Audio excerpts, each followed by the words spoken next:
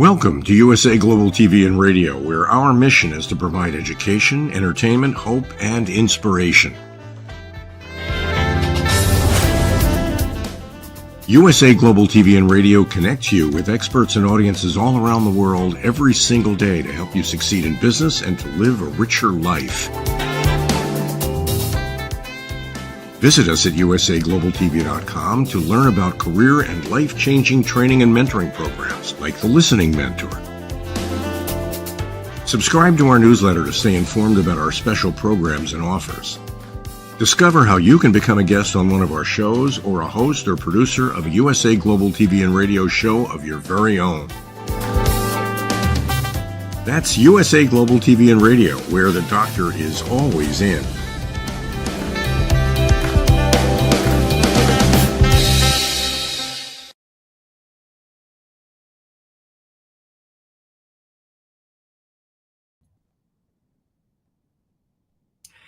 Hello and welcome to USA Global TV and Radio. I am Tracy Cram Perkins, and our show today is Dementia Home Care. I invite you to subscribe to our YouTube channel, USA Global TV and Radio. I am a 4-time dementia caregiving survivor and the author of Dementia Home Care, How to Prepare Before, During, and After. Joining me today is our guest, Dr. George Ackerman. George works in the field of law, police, and education. George lost his mother, Sharon Riff Ackerman, on January 1st, 2020, due to Parkinson's disease. George wanted to honor his mother and continue to help in the Parkinson's awareness cause and did not know how to bring change. With his family, he started Together for Sharon to keep his mother, Sharon Riff Ackerman's memory alive and to share the message of Parkinson's awareness and hope for a cure. Today, togetherforsharon.com reaches thousands of individuals across the country for Parkinson's disease awareness. George currently interviews individuals throughout the Parkinson's community, including various foundations, caregivers, Parkinson's warriors, to help share the stories and their causes. Welcome, George. Thank you for your time and your viewers. It really means the world to me and my family. Well, for those of my audience that don't know you, would you please tell us how your journey with Parkinson's started? Of course. My prior career was actually had a passion for helping victims of crime. Just wasn't sure how to do it. So I became an attorney, then a police officer, and then my PhD was actually in the area of helping African-American mothers who lost their loved one due to crime in Florida. So I kind of shifted to taking care of victims of crime to the world of caregiving, which you don't prepare for. I never could have even taken a course. I was thrown into it. Unfortunately, my mother had Parkinson's disease for about 15 years, but never really told anyone about it. She kind of kept it secret. I'm not sure she did it a lot because she didn't want to burden everyone in the family. She was very independent, and that's just her nature. So the last 4 years, unfortunately, of her life is when I was thrown into the world of caregiving. The last 2 years of her life, she actually had late onset dementia, which even further complicated it. But that's how I was basically brought into the world of caregiving. I never even heard of, honestly, dementia or Parkinson's disease before that. But again, that's why I'm here, to hopefully keep her memory alive. So, how would you describe Parkinson's disease? Parkinson's, unfortunately, is one of the leading and fastest growing neurodegenerative diseases throughout the world, so not just in the US. It really started with a little bit of a stiffness in her left arm, so she had trouble eating. She could eat through the mouth, but not cut food. Then after that, gradually it started to decline. Her health showed signs of not as vast external tremors like if you see Mr. Michael J. Fox, but she had internal. She also had curling of the toes, dyskinesia, and dystonia. So unfortunately, Parkinson's brings several different areas, but the even more difficult part, which is why there's no cure, is that it's just so different for each individual. There's no person really with Parkinson's that is 100% alike. And then when you added the dementia, which probably really frightened me the most in a way, with the delusions and hallucinations, it was just very, very difficult to combat. Oh, that sounds like it was very difficult for you. So, what symptoms of Parkinson's was she showing when you first started realizing you needed to help her? And when was she diagnosed officially? Yeah, I believe it was 15 years from 2020. So you have to do the math. I'm not a mathematician, but unfortunately, again, she was able to still live alone, still shop, still see her friends, and drive a car. It wasn't until the fourth year before she passed. She passed on 1/1/2020. She was a young age and 69, which to me, Parkinson's still 15 years of her life, and then really 10 to who knows how long after.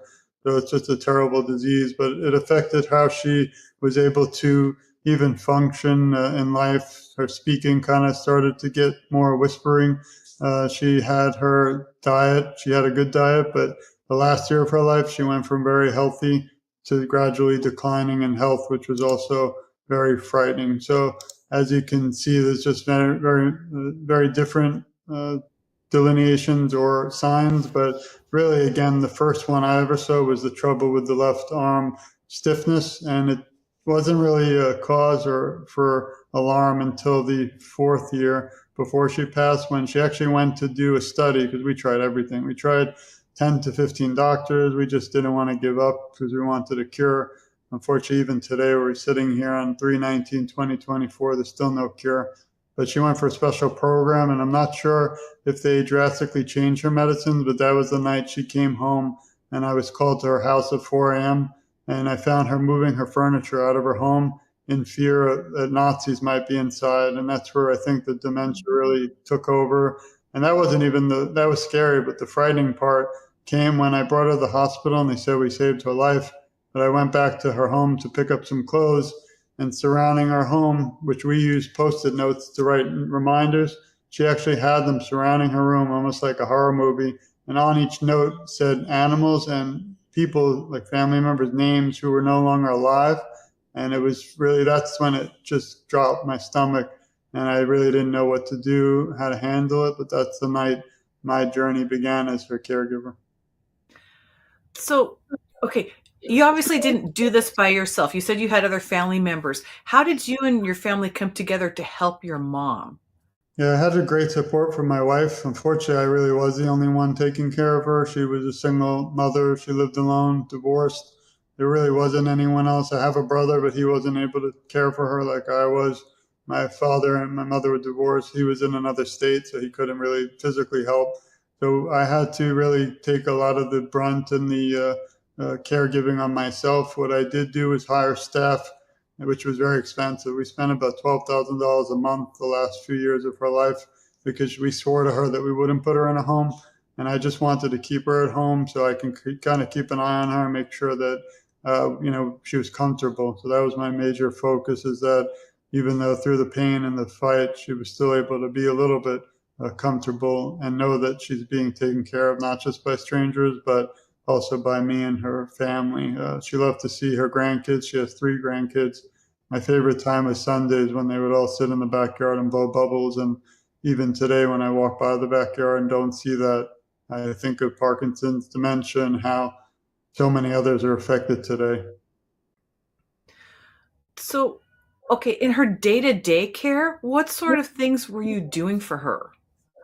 And my goal was to make her comfortable, so we would have to make sure, number one, my major really area was that she didn't fall. Because if she fell, I knew that that would just kind of be a big, big obstacle. But it was really making sure people gave her medications, the correct ones at the right time, make sure she kind of had somewhat, she couldn't leave the house toward the end a lot. So my wife was incredible. She would bring in people like pedicurists and manicure and hairstylists. Some days my mother was too sick, but it was very important to kind of keep her at least feeling good, even if it was just for a few moments. The last year of her life, we had to go in Florida. We were lucky enough to qualify for end of life, but it was for a year. And the problem with that is they don't believe in physical therapy, which was a big problem because the only thing a person has is hope. So when you take away physical therapy, they really lose hope. So that was really very complicated. I also ended up becoming her power of attorney, she was amazing in that way of planning. Most of us don't want to discuss these topics, but you have to have, your will ready. You have to have funeral thing. The big problem, again, to go back, is that we were told by several doctors, even today, you don't die from Parkinson's, you die with it. But my mother had no other medical history of any issues. So I don't know if it was the complications of medicines or what, but that last year we bought her a brand new house located right near mine. And we were just for convenience, so I can get over there anytime she needed me. And she really never got to enjoy it because that was the last year her health declined rapidly. So, was she actually living with you at any time or just independently? She didn't want to because I had 3 children. They were very young and screaming all day and night. So she loved them all, but she needed her own space. But we actually had a plan the last year. We were going to sell it, move her in with us, and I'm sitting in the house that we're all going to live together. But unfortunately, she didn't make it. So when I walk by that room, it's kind of disheartening, thinking that she could have been here if it wasn't for these terrible diseases.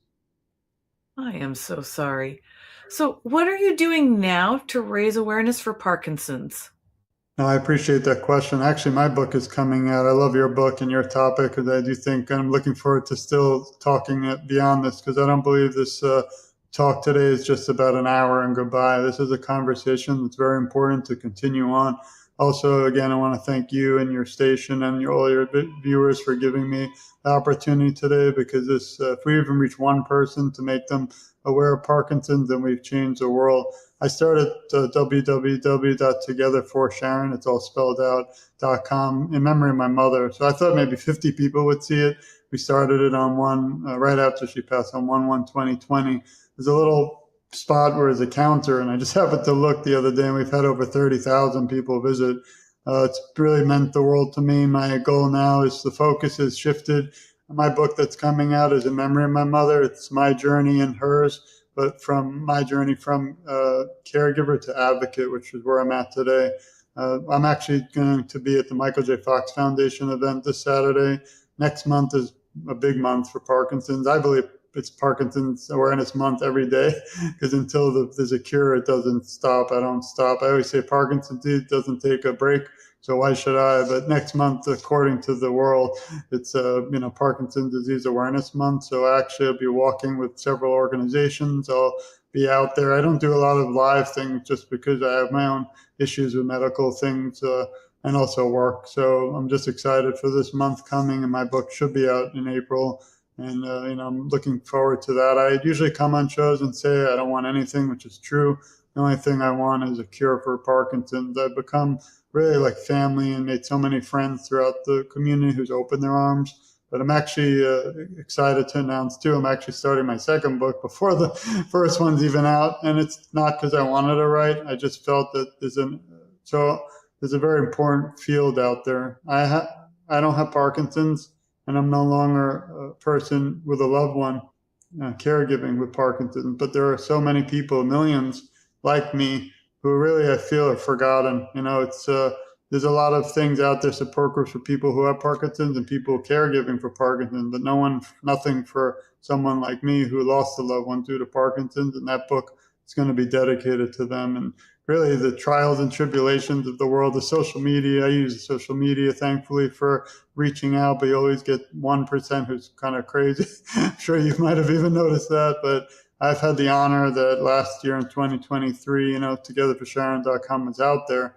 I decided it's not just about me and my mother anymore. And with the book coming out, it was really focused about everybody. We're all family in this fight. When I wake up and some nights I don't sleep, seeing friends now that have Parkinson's and that they have to quit their jobs and careers, it really kind of rips my heart apart again. And I never want to see that. So I was really honored to interview about 600 people around the world, from the UK to Africa to Canada to England to Iceland even. And I was shocked to find out they have Parkinson's around the world. There's about 10 million people around the world and 1 million in the US. And it's unfortunately growing very fast. We might not have it, but neighbors are getting it, cousins, truck drivers, mailmen, and it has to stop. It has to end. So that's what a lot of I do today. And again, I feel that I become like family with individuals like you, because we're all really a family in this fight. Well, George, the one thing you didn't mention is the name of your book. What is the name of your book that's coming out? Funny, because it's all kind of like secretive. I don't know why. Oh, okay. No, but actually, since we're here and we're live, I'll show you. This is actually the cover. I don't know if you can see it, but this is going to be the cover of the book. It's pretty small for you. You can see now. So that's the cover. We're still kind of working on the back cover, as you know. Though it's not easy, but this has taken a lot of effort. It's actually been 4 years in the making. And what I did is it goes through important chapters on advocacy, caregiving.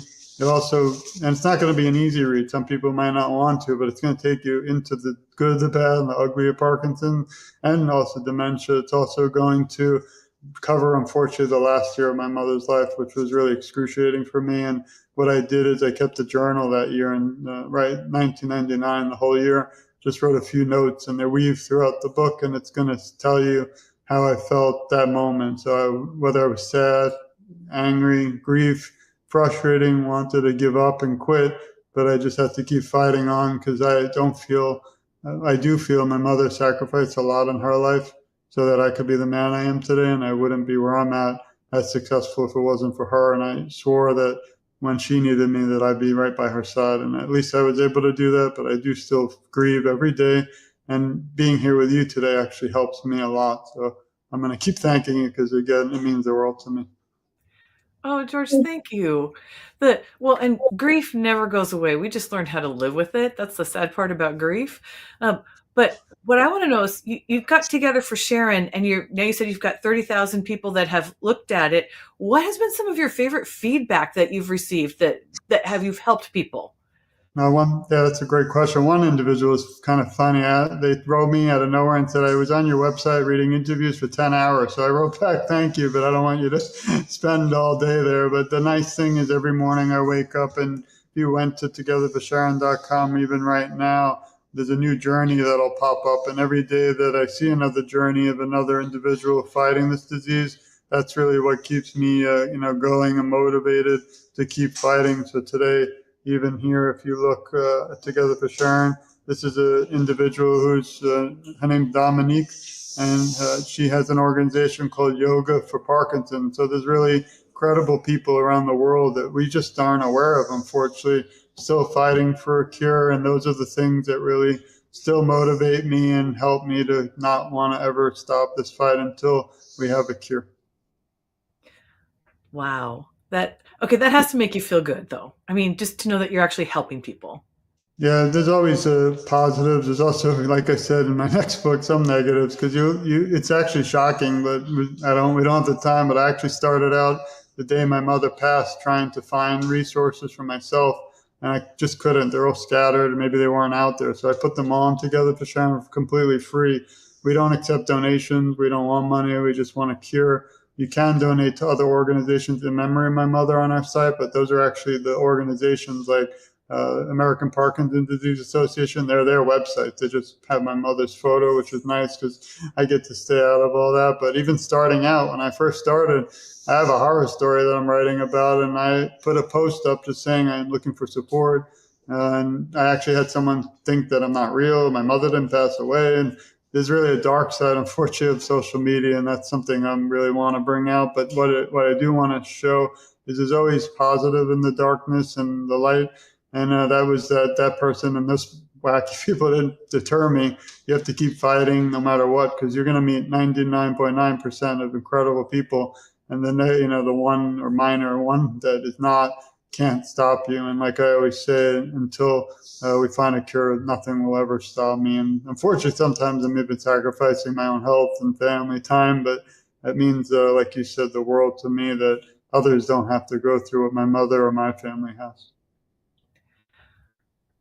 That is so incredible.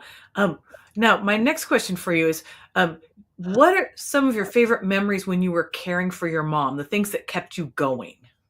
Yeah, I mean, one of my favorite memories is actually the photo used for the book that's coming out in April, and it's my mother and I when we had our dance at my wedding. One of my favorite memories ever, because we were all just so happy. We in that moment, you forgot the world, and we were just joking and laughing together. Thankfully, we have it on video, and I always watch it to remember that time. Before the last year was the toughest. It's hard because sometimes the bad memories kind of make the good ones fade.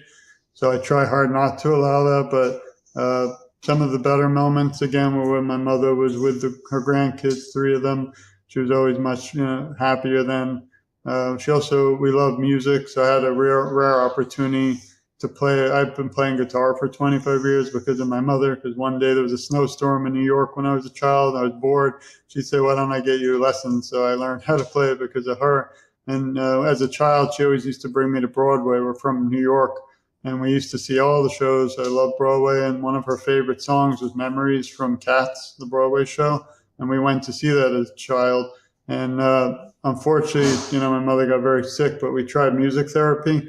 So the last week before she passed, I had the honor to play the song Memory on guitar with the music therapist. And it was the last time my mother ever said a word, and she couldn't talk at the moment at that time because she was very sick. But she leaned up and said, "Thank you, I loved it."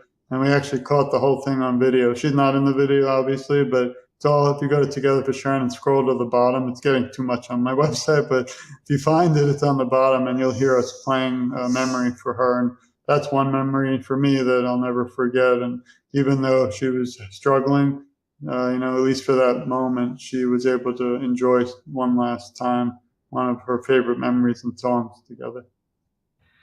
Oh, that's so wonderful. So when you were caring for her, so you were already talking about light and dark here. What was something that happened when you were caring for your mom that you didn't think you could get through, but you made it through to the other side?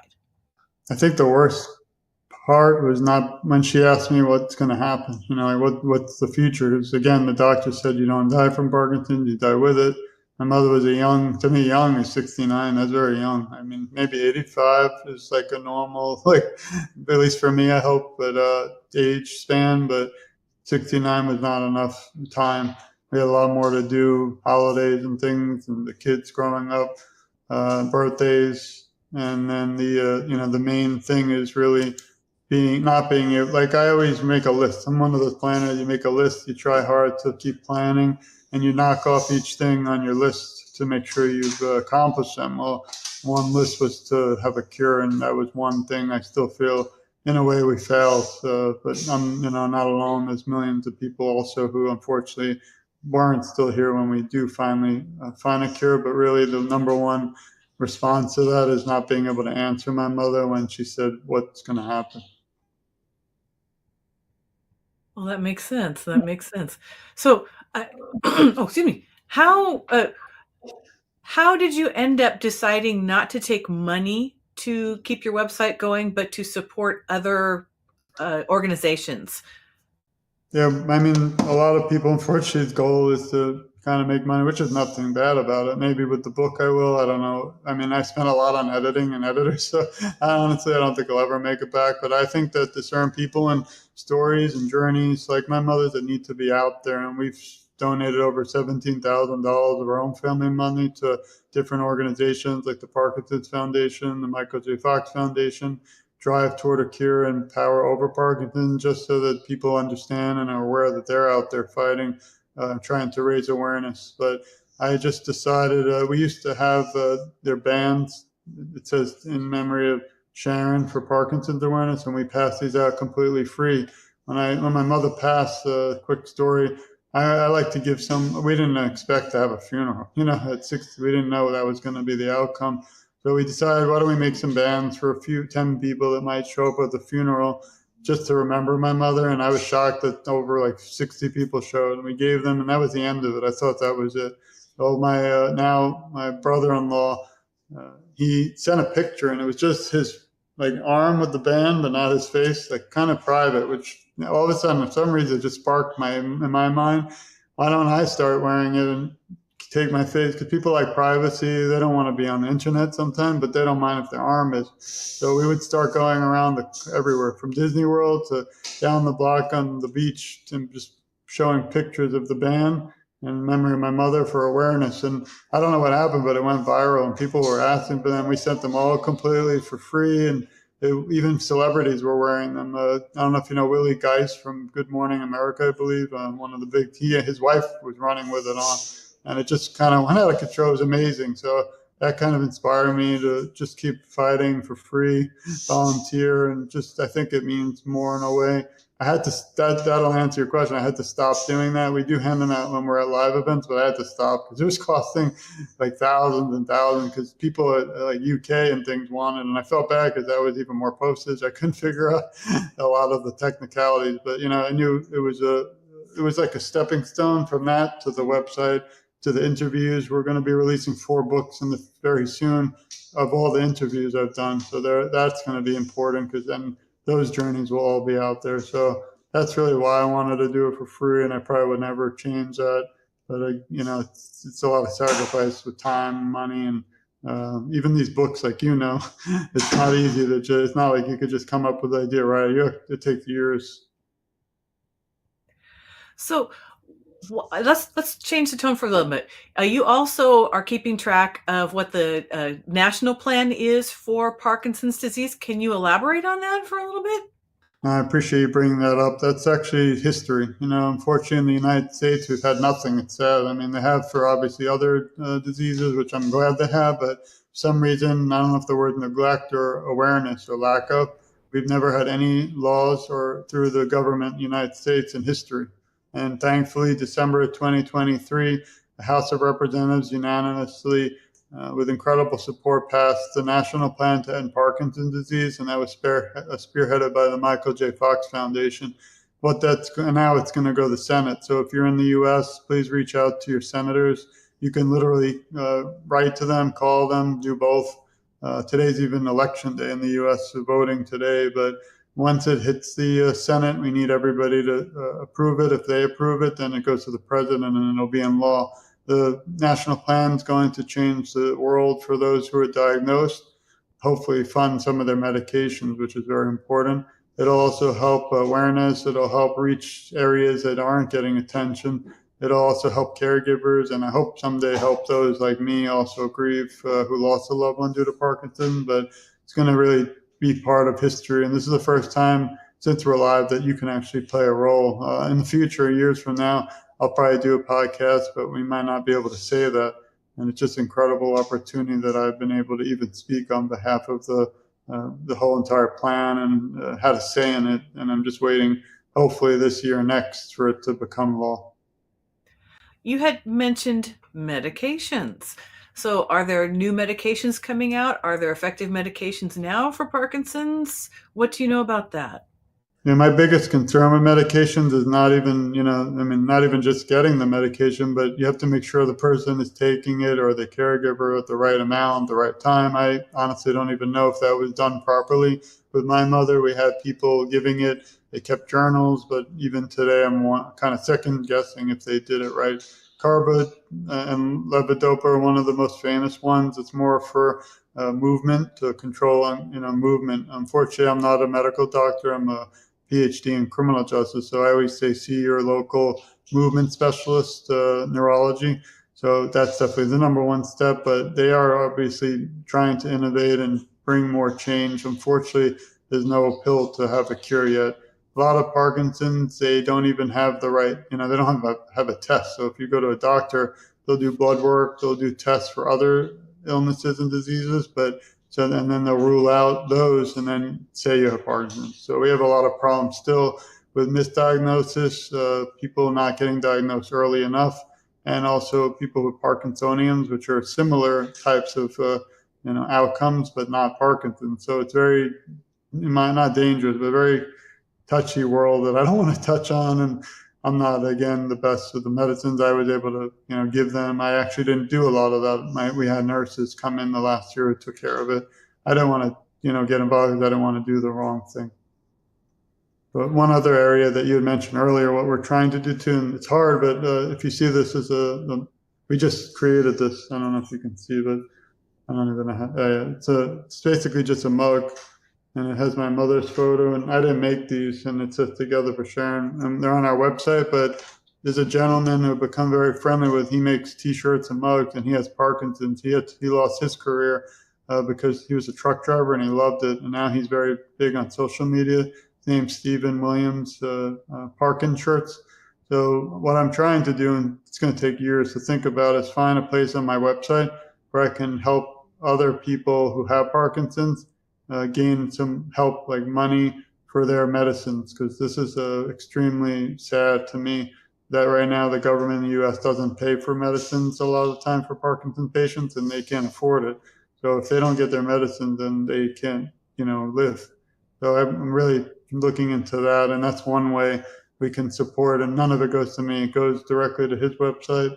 I have nothing to do with it. I just want to, I love it. I mean, I have it here and I use it, but if I could think of, unfortunately, a lot of people don't have their own website, so that's been an issue. But if you are out there listening and you have Parkinson's and you need help, raising money to gain for medications, reach out to me and I'd be happy to add you.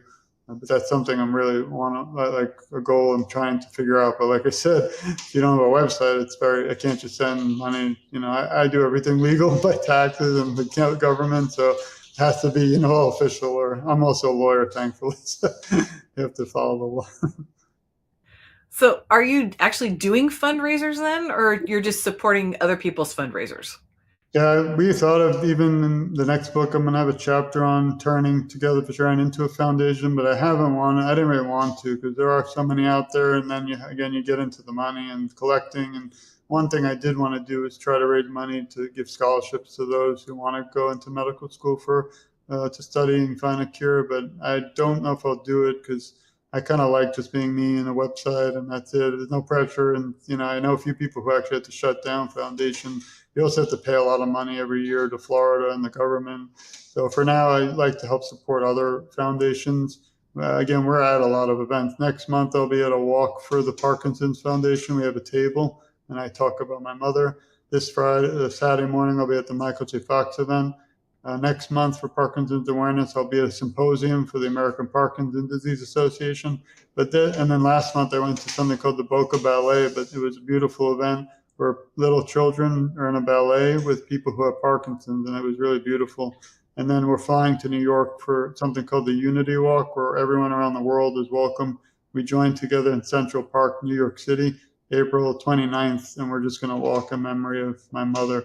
So there's a lot of events. That's, I think, mainly because it's April. There haven't been really much, unfortunately, live. But I do like the fact that you can go virtual and still, have your life and still do other things. So we don't have our own events. I could do it, but for now, I'd rather still stick to helping other people.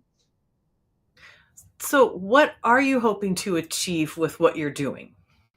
Well, number one is always remembering my mother. So I want her to be remembered, because I still think she was robbed of a lot of her life. And if we can just, in my head, it sounds odd and probably need more of the grief, but at least when it becomes, if she would have been 85, maybe I can kind of settle down. But I just don't think it was fair, what happened to her, and I never will. My goal is that other people, again, don't have to go through this. And until I still see that, I'm going to keep fighting. And then the other goal is now the new one. So I'm shifting, not away, but I'm kind of still thinking of those diagnosed and their caregivers. But I see as a researcher and PhD, you always want to look for either, what exists that needs more, or is there a gap? They say in the literature And in my opinion, right now, there's a gap missing for people like me who are loved ones but lost that loved one due to Parkinson's. A lot of people don't want to talk about that because, someone told me there's a beginning, a middle, and end of life. Nobody wants to talk about the end. Well, I lost my mother and I still have a voice, and I will fight to have her voice continue on. And I've actually had opposition to that, which is really sad. Even big organizations, they don't really have anything. I don't know if it's because they don't want to mix us all, because those individuals, which I understand, don't want to hear about that. But you have to, because if you don't talk about tough things, then you're going to face it on your own. That's why I think the first book I wrote is going to be really important out there. But the second one might be a little controversial, but it's going to be from my heart and honest. And I just think it's not to blame people or be mad. I just think there needs to be a segment of the population for resources for people like me who are still grieving. And if it wasn't for Parkinson's, it wouldn't be. And also, it's not fair to blame in a way my mother for missing a cure. It wasn't her fault. And all the there's millions of people, even more, unfortunately, that lost a loved one. And they're really, in my opinion, forgotten right now. And some organization may say they have something, but something happened recently. And again, I don't want to take all of your time, but I got an email and I'm so excited. It was to sign up for a special, let's just say, group. I don't want to give any information. I keep everything confidential because I do love everyone, appreciate what everyone does. But so it said, fill out this application. You might be able to join this group. And it said to help advocate. And I was really excited because I love to help as much as I can, even though I have no more time left. And so it said you have to do a 3-page essay, which is not easy. So I really poured my heart into this. It took a few hours, did it. So I was ready to submit it, press a button, and all of a sudden I was shocked. There were 2 buttons that popped up. Number 1, and you have Parkinson's. Number 2, you're a person caregiving for someone alive with Parkinson's. I'm like, wait a minute, I can't apply. And I was so, I kind of felt re-victimized in a way that I just lost my mother again, and that my voice really doesn't count. And what's odd is I didn't really care if I got into this thing. I just wanted to apply. Like, if they didn't accept me, I would have been fine with it. I just wanted them to know someone's out there. But not to even have the ability to apply was really heartbreaking. And that night after that, I was able to knock out like 50 to 100 page on my next book. I wasn't going to write a second book on this. I was going to concentrate. I want to do a children's book about Parkinson's, and also a big one to me is the world of policing. They don't have awareness, and I want to bring that. So I'm going to do a book on policing and Parkinson's in the future, because that, I think, can change. We might even see a bill across the United States for that one day. So anyway, that was what sparked my interest. And like I say to the viewers, if you have something like a passion in your heart, go for it.